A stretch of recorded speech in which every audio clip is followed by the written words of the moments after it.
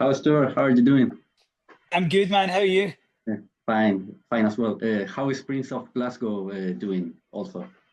He's good, actually. I just took him to the vet. He gets an injection for his arthritis. So yeah, but Oh, and he was at rehearsal with me today. So he sat and listened to Mogwai for 6 hours. So yeah, he's doing okay. I bet he's very used to it. So great. I love Yeah, the pictures you post on Instagram. So yeah, he's a cute uh, boy. yeah. All right. So yeah, I want to start right off the bat. The new record you're going to release very soon. So well, as the love continues and the bad fire stem from tragedies. How did you manage the emotional challenge of creating music in such a context of pain and uncertainty? I think, to be honest, it felt really good to have something to work towards in both circumstances with the as a love continues with the pandemic, and then this album with a lot of personal issues going on. So yeah, it was easy. It was easy, to be honest. I think we're lucky that making music is our job and it's something we enjoy doing. We enjoy each other's company. So when you're having a hard time, then I think being able to work with people you like and create something that people enjoy is something really positive. Great. So happy to hear that. And well, in my opinion, I think that since rave tapes came out, I've noticed a significant increase in the use of synthesizers, which is also very prominent in these new singles. What motivates this sonic approach? Um, Not totally sure. I mean, I think I think it's just a sound we like, and also Barry writes a lot on synthesizer. He writes on guitar too, but I think it's just quite an interesting way of creating different sounds, you know. But yeah, none of this is planned. It's just the way it happens. Yeah, it's all pure casualties. You don't come out like to the studio, arrive and say, yeah, okay, let's do this and make it sound like this, or you just grab No, instruments and yeah. yeah, we just write and just use instruments that we think sound good at the time. But yeah, there's no big plan really. Mm, yeah. Well, I like that idea as well. Also, yeah. Right now, the I think the first listening parties are happening right now. I think, or Yeah, in a yeah. couple of hours. Yeah. I was wondering, how do you stand up, or how do you feel about maybe criticism or I don't know, haters or getting bad review if there are some, because I'm not one of them. Uh, you know what? We're quite lucky. People are usually pretty nice about our band, and if a few people don't like whatever record or concert or whatever, then that's okay. Everyone's not going to like everything. So I mean, I'm just happy people are even wanting to hear it. So I'm not going to let it bother me. But to be honest, the reviews, I've not seen any bad reviews. The reviews have been really good, and I've seen one or Great. two people complain that like we use too many vocoders, but we've been using them for 24 years. So yeah, I don't Yeah. know. I don't know why they care now. Yeah. Also, that's happened a lot. And well, now that you mentioned vocals, I had a question that, well, it was to Barry, but I don't know if you could answer it as well. Is that when the songs that when Barry sings, it has a distinctive sound that has persisted throughout all your discography. Like it's so like I don't know how to say like gloomy, and you can't really know what he's singing about or the lyrics are about. So I don't know, like the tracks. Two Rex make one wrong. Haunted by a freak. So how did you develop that style, and what has kept it consistent across so many albums? Um, Maybe develop. I mean, yeah. I mean, think a lot of those ones are like a really 70s Korg vocoder, so it's the same kind of thing that Kraftwerk used. So it's a sound that we've grown up with. Yeah, I mean, we use it differently on Lion Rumpus in the new album. It's a guitar vocoder, so we use different instruments sometimes. It's not always even Barry, to be honest. Barry usually does it live, yeah, but I do it quite yeah. a lot in the studio as well. Hmm. So I don't know. It's just a sound we like. It's just an interesting way of using the voice and using a synthesizer. Great. Also, as well, I also love how the vocals sound because you can really tell what he's saying about. So it's like free of interpretation by yourself. Exactly. I mean, some of that stuff's just nonsense as well. It doesn't really even matter. And sometimes Yeah, people will decide what it means, and I love that too. I love people having yeah, their own ideas about songs, and yeah, it's all part of the fun. of course. And well, we're talking about that.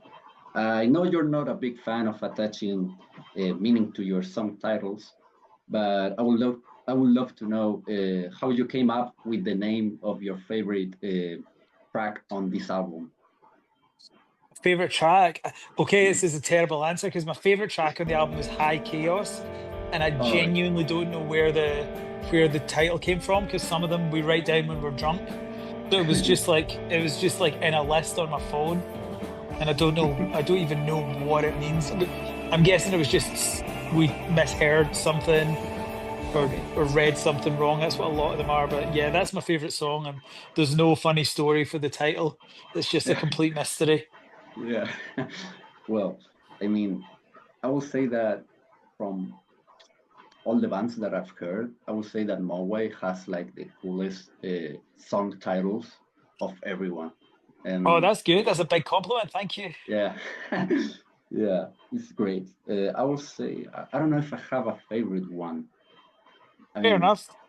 if I think about it, I'll probably uh, take I don't know like 1 hour to think. Okay, But yeah, fair enough. yeah. Well, it's been also 30 years of mobile. You're about to release your 11th LP. You got your own documentary. You publishes your own autobiography. So, how would you reflect on the band's journey over the past 3 decades? Yeah, I mean, I would just say it's been a lot of fun, and I'm really proud of the music we've made, and I just feel very lucky to be been able to make all this music and travel to all these places, and yeah, I think I look back on it with a lot of pride and a lot of happiness. Cool.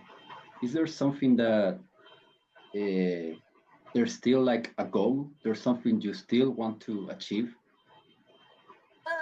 Just keep making good music. I mean, that's a pretty big goal because it's easy to stop making good music. So yeah, the goal Mm, for me is just to keep making music that people want to hear and that we're proud of. great. Also, that's a lovely news. Well, what else have I here? So, yeah, I'm not usually like a fan of listening to compilation of greatest hits of some bands, but I have to say, Central Belters is like an excellent selection of your discography. Not, I think it's like a perfect record, maybe, to get into Mogwai. So it's really great. But do you think you might release another compilation and include the tracks of these new albums that came out during, I don't know, like 6 years since every country's song from on there? I mean, maybe, possibly. I did kind of think about it, but it maybe seems a little bit soon because that was only 10 years ago. But Yeah, um, yeah, maybe because there's definitely some good music that was on soundtracks that people maybe haven't all heard that yeah. people might quite like. So yeah, yeah, we might do that. It's a good idea. Mm. Now that you mentioned the soundtracks that you made, well, yeah, many people tend to listen to your studio albums, but what is like one soundtrack that you guys made that you would like to encourage people to listen? I mean, I like a bunch of them, but probably the Atomic soundtrack. I think that was maybe one of the best ones we did. Great. Yeah, I haven't heard that so much, but I know a couple songs from the. But I surely listen to it after Yeah, listening to it. check out. Yeah. Well, Stuart, besides being a musician and a writer, you're also a skateboarding enthusiast. How Yeah. do you think your music connects to this sport? Um, I mean, a lot of the music that I like, I heard like on skateboarding videos. Like that's probably how I heard stuff like Black Flag and Dinosaur Jr. and a Yeah, ton of music that I really, really love. And we've had a lot of our music used in skate films as well. The cool. guys at America have used a lot of our videos, our songs in their videos.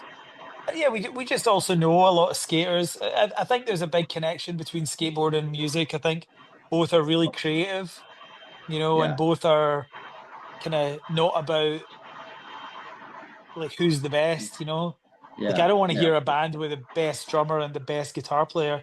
I want to hear the band that make the most interesting music. And it's the of same with course. skating. I'm not like super interested in who can jump down the most stairs. It's more about who's got the most style. So yeah, I think Yeah, there's a big connection. cool. Well, when I see these YouTube clips of skateboardings, I don't know, from Thrasher, Creature, um, the music is always essential, and it Yeah, always yeah, is funny totally. because I always discover new music from those videos. Is Yeah, there yeah, a me too. Me too. maybe could you tell maybe like a song that from Mogwai that you would like to see in a skate video? Oh man, I mean, I think with the new songs, Lion Rumpus has got like skateboard part written all over it. Yeah, like Yeah, they could definitely have someone like I don't know doing some yeah, crazy downhill stuff in San Francisco or something like that to that song. yeah, that would be cool. I can imagine it already. Great. Well, I have a couple of here about your last visit in Chile. Well, you in 2018 was your last visit here in Chile. Are there any plans to come back and visit us soon?